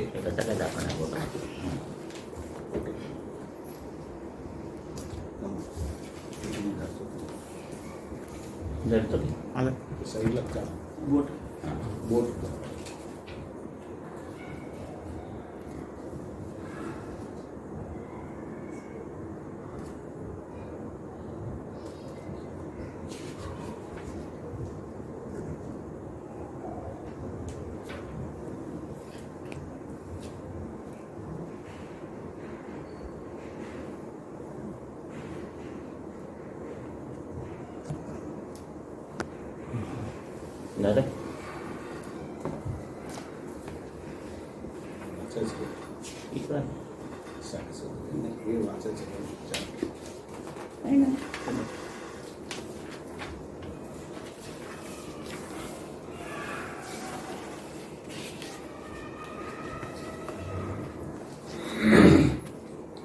पान क्रमांक 228. आपल्याला सूर्योदयाच्या वेळी किंवा सूर्यास्ताच्या वेळी क्षितिजावर फिकट पिवळा असा रंग आकाशात प्रथमतः दिसतो. नंतर तो अधिक वाढून लालसर होतो व मध्यान्हाच्या वेळी तो शुद्ध निळा असतो. अस्ताच्या वेळी पुन्हा अशीच क्रिया दृष्टोत्पत्तीस येते. हा जो बदल आकाशातील रंगात दिसतो त्याचप्रमाणे ओंकार साधनेतील प्राथमिक अवस्थेतील विकसित अवस्था म्हणजे फिकट पिवळा रंग पुढे त्याचे रूपांतर केशरी रंगात होऊन पूर्णावस्थेच्या वेळी गर्द लाल असा प्रखर रंग आपल्या देहिक माध्यमातून प्रकाशित होऊ लागतो. आंबा हे फळ प्रथमतः हिरवे असते व परिपाक झाल्यावर त्यावर गर्द केशरी किंवा गर्द लाल रंग दिसू लागतो. तेव्हा त्या फळाचा परिपाक झाला आहे हे अनुमान अनुभवण्यास येते. त्याचप्रमाणे साधनेत आम्हा मानवांना निसर्गतः विकसित करण्याचे कार्य हे निसर्गाधीन असल्याने आपले कर्तव्य म्हणजे गुरु आज्ञेने सूचित केलेल्या साधनेशी एकरूप होऊन ती साधना नित्याने करणे हे होय. हा. आपण भक्तांना हा प्यारा एकदम महत्वाचा आहे. आपण भक्तांना ओंकार साधना ही दीक्षा दिली आहे. तेव्हा आता गुरु नामस्मरणा व्यतिरिक्त अन्य कोणतेही मंत्र आपण न म्हणावे हे इष्ट. कारण प्रत्येक मंत्राचा प्रारंभ ओंकाराने होत असतो व तोच ओंकार तुम्हा साधकांच्या जीवनात सिद्ध झाला आहे म्हटल्यावर अन्य कोणत्याही मंत्राचा ओंकाराने प्रारंभ करून तो म्हणण्याचे कारण आता उरलेले नाही. फक्त नित्याने आपण भक्त भाविकांना ओंकार साधना व सद्गुरु नामस्मरण एवढेच साधन करावयास सूचित केलेले आहे. हे दिवसभर आणखी काय ह्या देवाला जा त्या देवाला करायचं. दिवसभर तुम्ही ओम श्री साईनाथांना म्हणायचे बस. कुठेही कामाला जाताना उजवा पाय घालून ओम श्री साईनाथांना. सलीम बाबा सांगायचे कहा चाहते हो अपने गुरु को साथ में लेकर जाओ. करून बघा. हे साधन आपण भक्त भाविकांना आपल्या जीवनाची सार्थकता म्हणजे पारमार्थिक जीवन ही अवस्था पूर्णतः प्राप्त करून देण्यास समर्थ आहे. हे सूचित केलेले इष्ट कर्तव्य आपण आस्थेने व सुविचाराने अंगीकारल्यावर परमेश्वराच्या अस्तित्वाचा शोध घेण्याचे अन्य कारण कुठेही नसून त्याचा निश्चित असा वास सदैव आपल्या ठिकाणी आहे ह्या जाणीवेस आपण भक्त पूर्णतः जाणते व्हाल. म्हणून दया जेव्हा सांगते तिथे देवाची वस्ती. ते तुमचे वस्ती आहे की नाही दिसली पाहिजे आचरणातून. तुमच्या ठिकाणी त्याचा निश्चित वाद सदैव आपल्या ठिकाणी म्हणजे प्रत्येकाच्या ठिकाणी आहे या जाणीवेस आपण भक्त पूर्णतः जाणते व्हाल.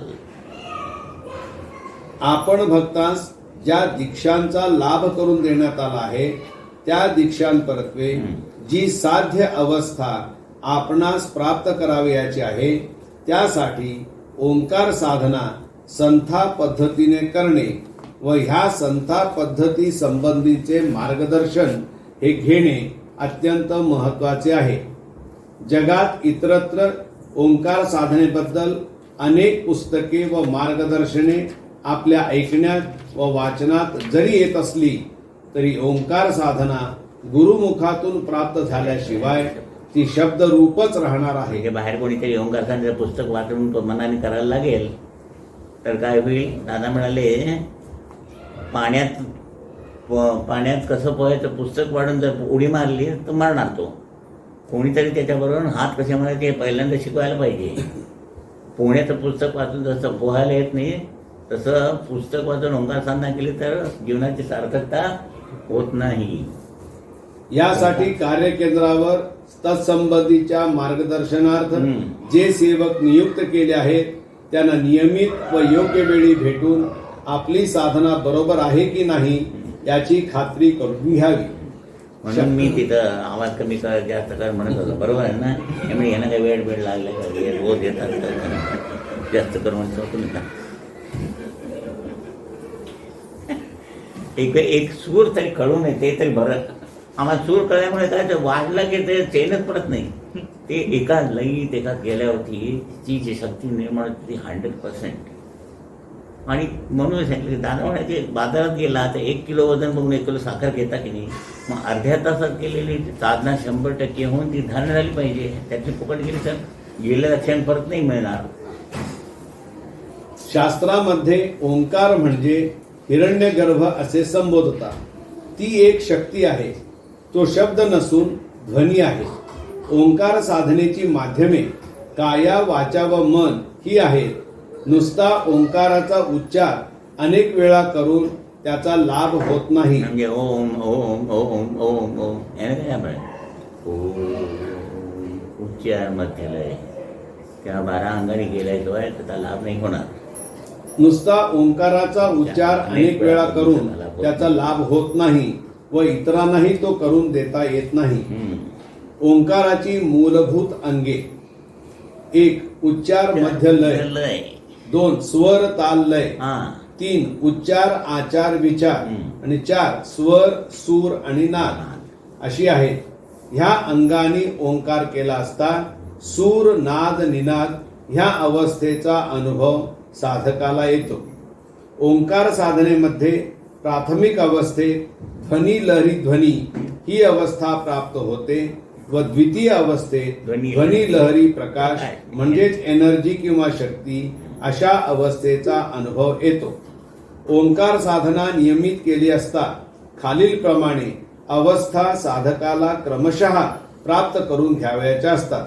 पहिली, साधक या अवस्थेत काया विकारवश होण्याची क्रिया हळूहळू बंद होते. सिद्ध म्हणजे वाचा सिद्ध होते. साध्य म्हणजे मन म्हणजे नामी तत्वाशी एकरूप होणे ही क्रिया प्राप्त होते.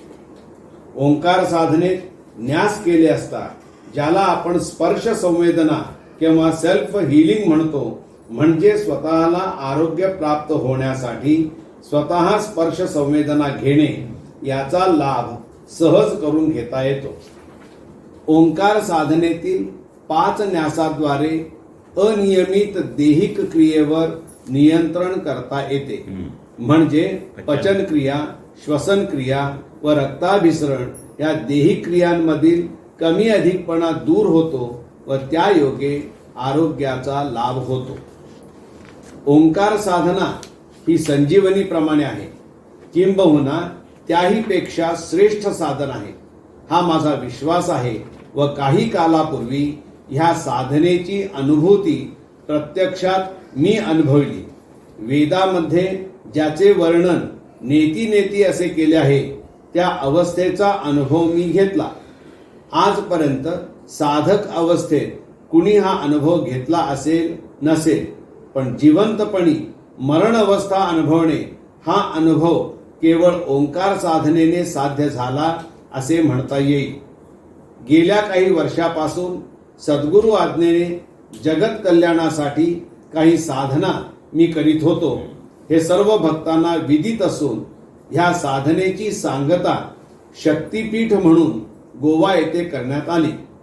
हे शक्तीपीठ म्हणजेच प्रत्यक्षात त्रिगुणात्मक शक्ती असून ती भवितव्यात कार्यान्वित व्हावी असे साधन विचारात घेऊन सर्व केंद्रावरील भक्तांच्या समवेत ओंकार साधना ही सेवा चालू केली असता जे शक्तीचे आगमन माझ्या दैहिक माध्यमाद्वारे झाले त्याचा परिणाम म्हणून दैहिक अवस्था ही निर्जीव झाली. म्हणजे एकदम 4 पोती अंगावर पडली तर आपण कसे होत अशी ती शक्ती जी सप्तलोकाच्या पलीकडे होती. हे जगाचा सगळा कारभार चालतोय, पृथ्वी फिरती, सूर्य होतो, हे जे चालतं हे कुठली तरी शक्ती आहे. त्या शक्तीला मानवी जीवनात तसं कार्य निसर्गप्रती व्हावं म्हणून त्याची शक्ती आणून भूमी वर्गात तिथं स्थापन केली. कुठं? पणजीला. कारण का भूगर्भात सुद्धा बिघाड झाला आहे. सगळीकडे बोर मारून हे करून पेरलेला व्यवस्थित होत नाही. ते दोन्ही झालं, ते झालं आणि जी माणसं जाऊन तिथं दर्शन घेतील त्यांचं पण जीवन आहे ते निसर्गप्रती विकसित होऊन मानवी जीवन ईश्वरमय व्हावं. त्यामुळे दैहिक व्यवहार म्हणजे आचार, विचार व उच्चार ह्या तिन्ही माध्यमांचे कार्य होत नव्हते. वैद्यकीय शास्त्रात ह्या अवस्थेचे निदान सेरेब्रल स्ट्रोक म्हणून सांगितले गेले असले तरी प्रत्यक्षात अनुभव असा आला की जरी दैहिक शक्तीचे कार्य होत नव्हते तरी आत्मिक शक्ती हिचे अस्तित्व प्रमाणापेक्षा अधिक जतन केले असल्यामुळे तिच्या प्रभावाखाली जी शून्य अवस्था प्राप्त झाली होती त्यातूनच पुनश्च ओंकार साधना ही अ, उ व म म्हणून उच्चार करती झाली. त्यामुळे ह्याच जन्मी मी पुनश्च आचार, विचार, उच्चार करीत असून पूर्वीप्रमाणे आपणा सर्वांना प्रेमाने भेटतो आहे. प्रत्यक्षात ही साधना प्राप्त होण्यापूर्वी गेली 5 वर्षे मी भक्त भाविकांना भेटणे किंवा कामकाज करणे हे गुरु आज्ञेने बंद ठेवण्याचा हेतू असा होता की पुढे जी साधना माझ्या माध्यमातून श्री गुरूंनी करवून घेऊन जगाच्या कल्याणार्थ जे कार्य आम्हा सेवकांना भवितव्यात करावयाचे आहे त्याची ती पूर्वतयारी होती. कारण जी शक्ती ह्या साधनेद्वारे प्राप्त करावयाची होती ती प्रचंड असून अखंड विश्वाला व्यापून जी शिल्लक राहिली आहे अशी ती शक्ती ही शक्तिपीठात धारण करण्यात आली. ह्या विश्वशक्तीचे वर्णन पुरुष सूक्तामध्ये केलेले आहे की ती विश्वाला व्यापून शिल्लक राहिली दशांगुल. समूभी विश्वते वृत्वा त्यात अत्यतिष्ठतम दशांगुलम. म्हणजे विश्वाला व्यापून ही शक्ती परत शिल्लक राहिली आहे. आता भवितव्यात आपण भक्तांनी काही प्राप्त करावयाचे आहे असे शिल्लक नसून प्राप्त केलेली गुरुशक्ती म्हणजेच शक्तीपीठ होय. त्याही पेक्षा असे यथार्थ म्हणता येईल की आपण भक्तांना ज्या प्रतिमा घेण्यास भाग पाडले व आपण त्या घेते झालात त्याचा लाभ म्हणजे कुटुंब व इतरांना होईल. नित्य नियमाने व आचार विचाराने सूचित केलेली ओंकार साधना आपण करण्यामुळे ही सर्वश्रेष्ठ अशी संजीवनी भवितव्यात जगाचे भविष्य घडविणार असून ती जबाबदारी आपण सर्व गुरुभक्तांवर आहे. तुम्ही साधना व्यवस्थित करायची आहे, बाकी काही करायचं नाही आहे. गेल्या वर्षभरात मला कोणकोणत्या प्रकारे आजारपण क्लेश निर्माण झाले याचा विचार न करता गुरुकृपेने जी महान दीक्षा म्हणजे महाकारण किंवा ओंकार साधना ही नित्याने करावयाची असून तिचा संबंध विश्व उत्पत्तीशी आहे. केवळ मानवी उत्पत्तीचाच विचार यात केलेला नसून या ओंकार साधनेत सर्व विश्वात जे जीव जन्माला येतात त्यांचा समावेश केलेला आहे. इतके विशाल व श्रेष्ठ असे तत्वज्ञान आपल्या नित्य साधनेत असल्यावर धर्माचा किंवा जातीभेदाचा विचार करणे हे इतके हास्यास्पद आहे की आपण ह्या 20व्या शतकात सज्ञानी आहोत की अज्ञानी आहोत हा प्रश्न आपण स्वतःलाच विचारावा. एखादी साधना आपण मार्गदर्शनार्थ म्हणून दीक्षांत विधीने घेतल्यावर ती नित्य नियमाने व प्रामाणिकपणे होत आहे किंवा नाही हा विचार करून त्याप्रमाणे जर साधना केली तर त्याचे फल आपण अपेक्षा करतो त्यापेक्षा शेकडो पटीने अधिक आहे. ओंकार साधना यामध्ये ओंकार नुसता वाचावयाचा किंवा म्हणावयाचा नसून मार्गदर्शनाप्रमाणे संथा पद्धतीने म्हणजेच उदात्त अनुदात्त व स्वरित साधना केली तरच तिची फलप्राप्ती इष्ट असून भवितव्यात इतरांनाही तिचा लाभ आपण देऊ शकू. ओंकार साधना ही वाणीद्वारा उदात्त अनुदात्त व स्वरित अशी उच्चारली असता बाहेरील वातावरणात कंप तयार होतात म्हणजे व्हायब्रेशन्स. वाणीतून जेव्हा हा उच्चार होत असतो तेव्हा ध्वनी लहरी ध्वनी इथपर्यंत पहिली अवस्था असून पुढच्या अवस्थेत ध्वनी लहरी प्रकाश याचा लाभ जोडावयाचा आहे. अशी साधना झाली तरच अनुष्ठान किंवा साधना झाली असे म्हणता येईल. केवळ पहिल्या अवस्थेतील ओंकार जर केला गेला तर ती साधना नसून वेळेचा अपव्यय किंवा इतरांचे अनुकरण असा अर्थ होईल. तेव्हा निदान आठवड्यातून एकदा तरी आपण करीत असलेला ओंकार बरोबर होतो किंवा नाही यासाठी केंद्रावर उपस्थित राहून होणाऱ्या साधनेत ते पडताळून पाहावे. नित्य नियमाने होणारे अनुष्ठान यामध्ये आपण उपस्थित झाल्यावर 5 मिनिटे स्तब्ध राहून ओंकाराची प्रार्थना करावी म्हणजे मन एकाग्र होते आहे किंवा नाही हे पहावे.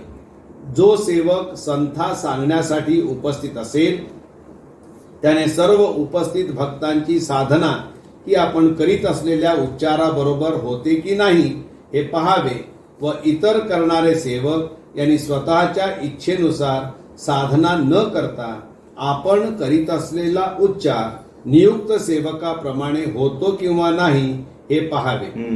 अशी साधना जेव्हा आपण कराल तेव्हा वर सांगितलेली ओंकाराची दुसरी अवस्था ही अनुभवण्यास येईल व तिचा लाभ स्वतःला व इतरांना होईल. केवळ साधना किंवा अनुष्ठानास उपस्थित राहून लाभ होणार नसून वर्षानुवर्षे आपण ओंकार करतो आहोत असे व्यर्थ सांगण्याने आपण स्वतःचे नुकसान करणार आहोत. आज मानवी जीवनात काया वाचा मन हे समप्रमाणात कार्यान्वित होत नसून केवळ मनाची गती व मनाचा खेळ जीवनात चालला आहे. यापेक्षा ज्या सोप्या अशा मार्गाचा अवलंब केला असता ही तिन्ही माध्यमे एकाच पातळीवर येऊन समप्रमाणात जर एक झाली तर जीवनातील सुख, शांती, समाधान या अवस्था बाहेर नसून आपल्यातच आहेत हे अनुभवास येईल व आपण विश्वशांती निर्माण करू शकू हा विश्वास आपल्यात निर्माण होईल. खऱ्या अर्थाने ज्या सुखाची अपेक्षा आपण करतो ते आपल्याजवळच असून त्याचा शोध ज्याप्रमाणे आपण बाहेर घेतो त्याचप्रमाणे मूळ विश्व उत्पत्तीचा उच्चार, विचार व आचार हा ओंकारात असून तोही आपल्या ठिकाणी आहे. तुझं आहे तुझं पाशी पण जागा चुकलाची नाही. तेव्हा ईश्वराचा शोध अन्यत्र घेण्यापेक्षा त्याची ओढ लागणे हे अत्यंत महत्वाचे व भवितव्यात प्रत्येक मानवाचे कर्तव्य असून ह्या विश्वाचा जनक व पालक ओंकार असून ओंकार साधनेची प्राप्ती परमपूज्य साईनाथ महाराजांनी करून दिली आहे. त्या साधनेचा लाभ भवितव्यात प्रत्येक व्यक्तीने घ्यावा अशी तळमळीची इच्छा आहे. हीच गुरुकृपा होय. सच्चिदानंद सद्गुरु साईनाथ महाराज की जय. श्री गुरुदेव दत्त सदानंदाचार्य को सच्चिदानंद सद्गुरु श्री पंत महाराज की जय. श्री गुरुदेव दत्त श्री सद्गुरुनाथ दादा महाराज की जय. श्री गुरुदेव.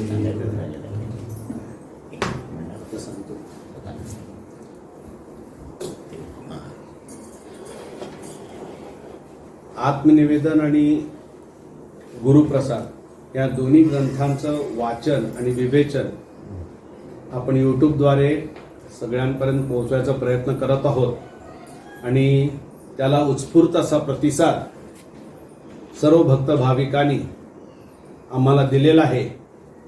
आणि आता गेल्या आठवड्यातला 25वा एपिसोड जो सर्वांपर्यंत पोहोचला त्याला साधारणतः 2000 लोकांचे व्ह्यूज आलेले आहेत फक्त 5 दिवसामध्ये. म्हणजे गेल्या बुधवारपासून गेल्या कालच्या दिवसापर्यंत. म्हणजे याच्यावरून दादांचं कार्य सगळ्यांपर्यंत पोहोचण्यासाठी काही ना काहीतरी टेक्निकल मार्गाने असो किंवा आपल्याला सगळ्यांपर्यंत पोहोचता येत आहे आणि त्याचा लाभ ते सर्वजण घेत आहेत हे याच्यातून दर्शवलं जात आहे. तर जे कोणी हा व्हिडिओ किंवा यूट्यूबमध्ये बघून दादांचं दादांनी सांगितलेलं ज्ञान करून घेत आहेत त्याचा लाभ सर्वांना होतोय याबद्दल आम्ही तुमच्या सर्वांचे आभारी आहोत. असाच उत्स्फूर्त प्रतिसाद मिळत राहावा ही अपेक्षा.